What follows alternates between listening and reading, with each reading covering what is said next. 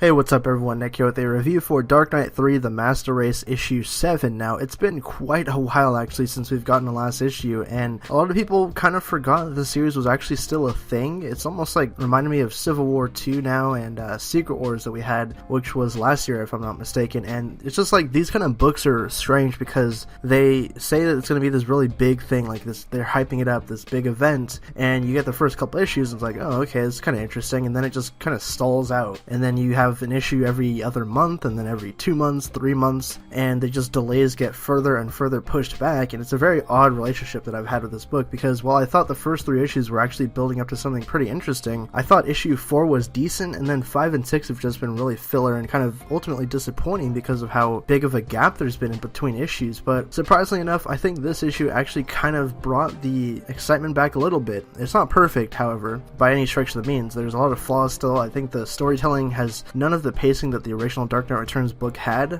This issue is different than the last two in that it actually did some pretty big things that are going to move the plot forward, in my opinion. So essentially the story here picks up right where we left off in issue 6, where Batman had just gotten hit with heat vision from one of the Kryptonians that were fighting in Gotham City, and Superman is flying him to go somewhere, trying to save him. And all the while this is happening, like, we intercut between Superman flying to save Bruce, and you got like the stuff back in Gotham City where Carrie Kelly finds out that Batman might be dead, and she's kind of sad about that and trying to mourn the loss of her mentor. You also got some stuff intercut between the Kryptonians, or the Kandorians I should say, and Lara, who's obviously Superman and Wonder Woman's daughter, who's joined the forces of the Kandorians, the evil radicalists. And then you also have the story that's also sort of happening with Ray Palmer, who was the one who actually brought the Kandorians up to full size, who's trying to reverse what happened and try and fix everything. That's kind of in the background. I think he only has like 1 page or something. And then there's also a backup story which is about Green Lantern, Hal Jordan, and the Hawk characters, Hawkman and Hawkgirl, and I actually really enjoyed the backup story. But as for the main story, there was a pretty big thing that happens. So this is a spoiler warning here if you guys don't want to know. Essentially what happens is that when Superman actually is able to save Bruce Wayne,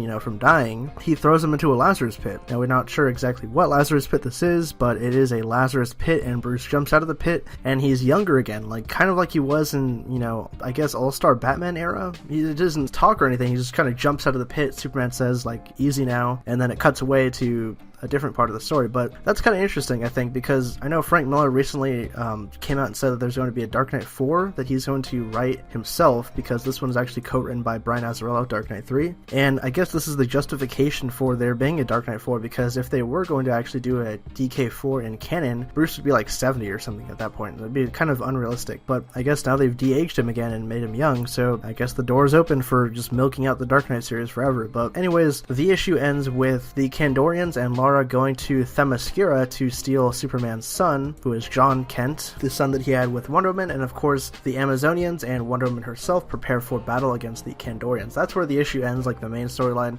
And the backup story, like I said, was about Hal Jordan and the Hawk characters, and Hal kind of redeeming himself after his hand got cut off in issue 3, I think, and he finally gets his ring back and everything, so pretty awesome there. I do like the characterization of Hal Jordan in this issue, but all in all, I'm probably going to give this issue a 6.5, like just in general, overall, my thoughts on it, because like I said, there was some pretty cool stuff going on in the terms of the main story, and I love the backup story, but I just feel like they're really dragging the story out. It has none of the pacing or characterization of the original Dark Knight books. It's nowhere near as interesting as those, and ultimately I think it'll just be better possibly when all the issues are out. Because of these ridiculous delays, I don't think we're even getting another issue until like February, and then who knows when the series is going to end, because there's a 9th issue, so I don't know. But let me know what you guys think of this down in the comment section below. Did you guys get a chance to check this issue out? And comment below if you guys have actually been trying to keep up with Dark Knight 3, even though the delays are ridiculous. But if you guys are new to the channel and like this review, subscribe for more content like this. My name is Nick, and I'll catch you guys next time.